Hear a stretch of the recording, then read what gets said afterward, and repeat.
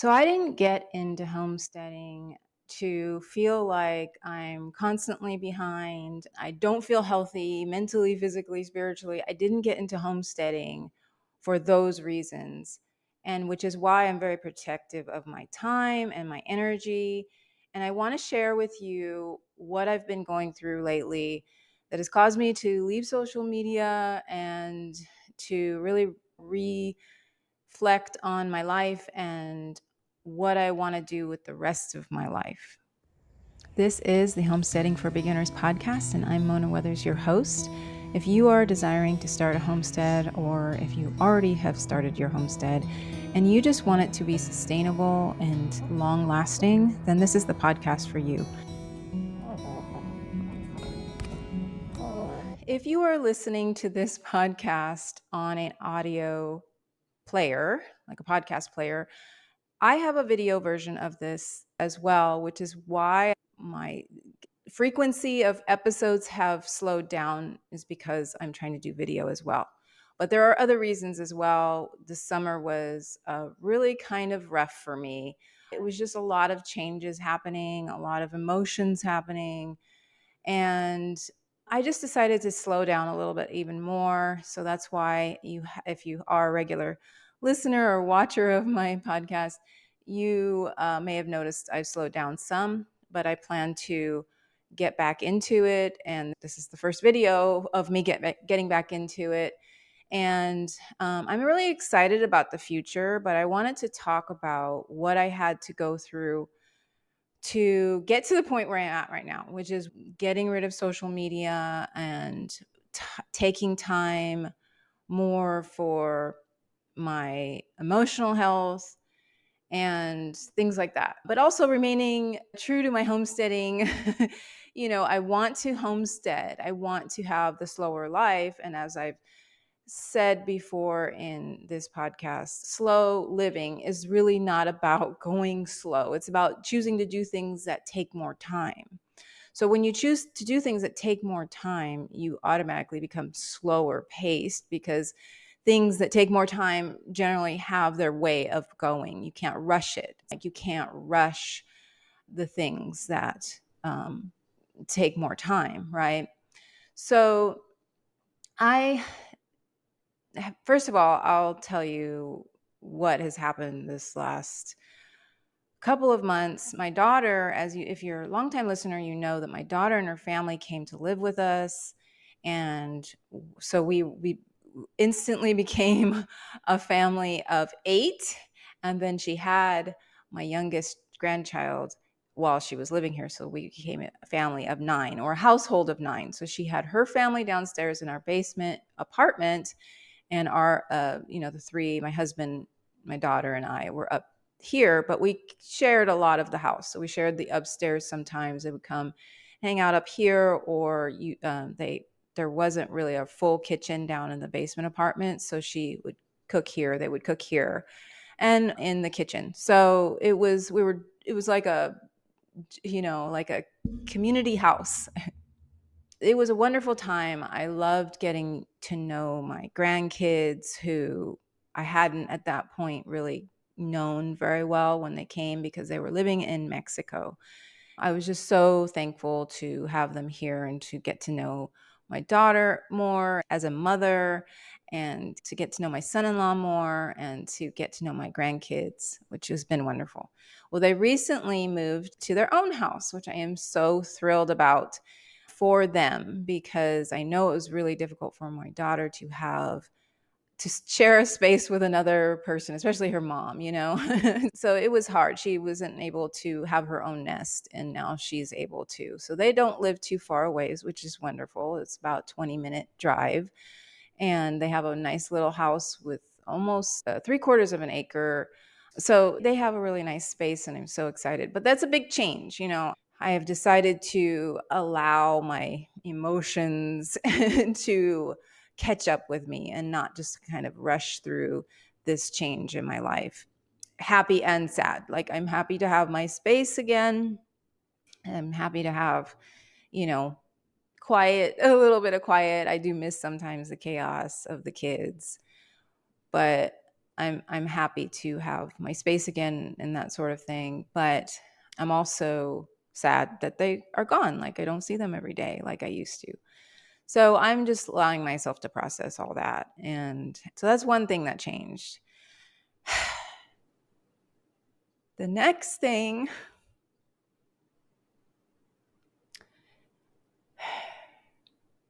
I was going to try to not cry through this. It's very hard not to cry through this. But the horse I've owned for 21 years, she had to be put down. And she was 34 years old, so it was time. She fell and she couldn't get up. And I had already been planning to put her down before she fell because she was declining. So I already knew I was going to be putting her down. I had already decided that she was declining enough to where she needed to be, she needed to have a good end. But she didn't end up having a good end because she fell and she couldn't get up. So it was very traumatic for me. I just missed the opportunity to put her down before then. I wish I had. I wish I could go back and just do that. But anyway, it was really difficult. And so I'm processing through all of that. She'd been with me for 21 years. We had had a lot of adventures together. She was my heart horse. If you're a horse person, you understand that term. She was the horse that had my heart. She was 34 years old, so it was time, but it still doesn't make it easy, especially when an animal's been with you for so long. So that is something that I'm still dealing with because that was only about a little over a week ago from this recording that this happened. So I'm just still processing through this. I will miss her. We still have 3 horses here, so I still have to take care of them. And we have chickens. On a lighter note, we did add 10 more chickens to our flock. I currently have 22 chicks at my home because my daughter and her family will be taking the other 12. So we have a lot of things going on. My garden is kind of just fizzled out a little bit. I kind of neglected it and it's kind of gone. I get a few things here and there. But that is like what's been happening this summer. And I'm just trying to reevaluate what it is I want to do. The reason I got rid of social media, I took a break in August and I just realized this was my 3rd or 4th break that I've taken. I've taken a few month-long breaks. And I just realized I don't really enjoy social media anymore. It doesn't do what I want it to, which is let me keep up with my family and friends. It's more of trying to get me sucked in and I just am done with that. And after this break, I was like, I don't really need it, really want it. And for my business, I feel like I don't need it either. YouTube, podcasts, they do better for that. And I don't think social media, and what I mean by social media is Instagram, Threads, TikTok. I got rid of TikTok a long time ago, but Instagram and Threads were the ones that I was on a lot, and those were the ones that were sucking me in. Facebook doesn't suck me in so much, so I still have that one, and I don't have the apps on my phone. I did decide to keep the Instagram app on my phone, but the account, created a private account just so that I could stalk my children, so I can keep in touch with my close family and my children, and so that's what I have a private account that I'm doing that. But so Instagram's still there, but it doesn't suck me in like it used to. I do check it a few times a day, see if one of my kids posted anything, but it's not the way it was before where I'm just picking up my phone and randomly I'm on Instagram. That feeling is old, and I don't want to do that anymore. I don't want to do that anymore.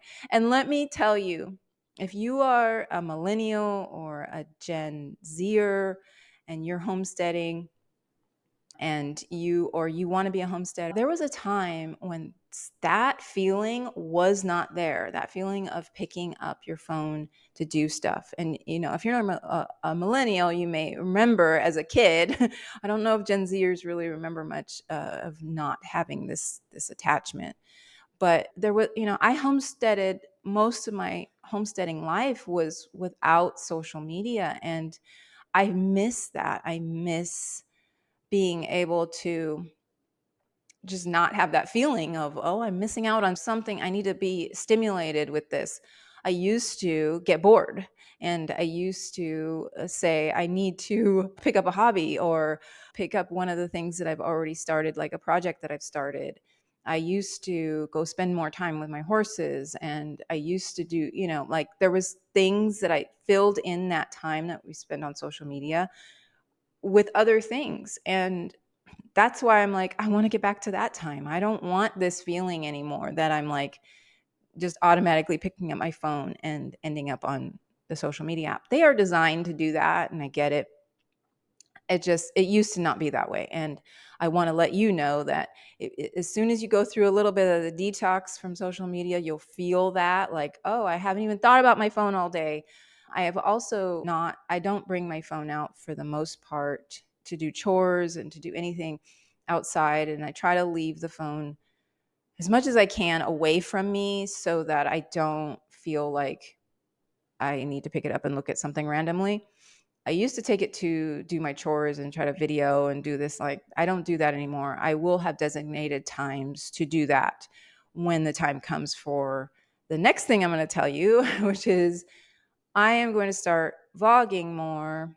I love films. I love filmmaking. I'm not a filmmaker, but I love the idea of making cool shots and artistic things with record with film. So my thought is that I'm going to go in that direction, that I'm going to actually take a lot more time with these videos and create something meaningful. And so the podcast is generally the how-tos of homesteading, how to get started, how to start raising chickens, how to start raising um, uh, whatever, pigs, whatever. That is more of what it's for. I do some why tos on the podcast as well. And by that, I mean, I tell you why homesteading should be a thing, like why you should homestead or why you should consider homesteading, and the benefits that are outside of growing your own food and things like that. So my thought is that I will do more of the why tos in my vlogs, like take specific topics and just talk about them in a cinematic, maybe sort of way. I don't really know if it's going to happen that way. That's just in right now my thoughts. And I hope you subscribe to this channel. It is growing finally, and that is really exciting. I'm at 1,200 subscribers. I'm saying that right now so that in the future, if I ever listen to this, I will be like, oh yeah, I had 1,200 subscribers once. Celebrate your small wins. And that's actually a big win for me to get past 1,000 subscribers. So I'm working towards that. I still have my Facebook account. What is it? Homestead Income Plan group. So if you are interested in that is still something I'm going to be a part of and help homesteaders and homestead dreamers to create a profitable homestead by having a plan for business and that sort of thing. So if you want to join, just the link will be in the description or whatever it's called, the show notes. So yeah, that's basically the update. It's been, I don't want to forget my emotional health in this journey. I don't want to forget about protecting my energy levels, giving the energy, reserving energy so that I have the enough energy to do the things that I really need to do, like, you know, running a farm and that sort of thing. I don't want to take away from my mental energy. I want that to be reserved for something that's important in my life and not just social media or, worrying about what other people are doing and worrying about what other people are saying. I don't know if that resonates with you. If it does, I would just suggest maybe take a social media break. Take the break, see what happens to you, see what hobbies you come up with. I started painting. I have been on my Duolingo since the last break I took. I started doing Duolingo, which is a language app, and I've been learning German, relearning German, and that's been great. I've been practicing every day, and my German definitely has improved. I can't say that I can talk to anybody really very well yet, but it definitely has improved. And there's those types of things I want to collect. I want to collect skills that matter. And scrolling is not a skill that you need. It might be something that is handy, but it is not something that you need, or at least I don't need it. So I've done everything I can to try to prevent that habit of scrolling. And instead, I've incorporated other things that will help me to feel more productive, to feel more creative. I miss creativity. Anyway, I hope you decide to subscribe, and tell me how you feel. Go to my YouTube channel and comment on this video if you're listening at the podcast on the podcast player. There's no way to really comment on podcasts. That's why I suggest that. I'm not on Instagram anymore, so you can't go there because I probably won't answer if you DM me on there. But yeah, go on YouTube, tell me your thoughts. Tell me if you've been feeling this way. If you are on YouTube, go ahead and put that in the comments.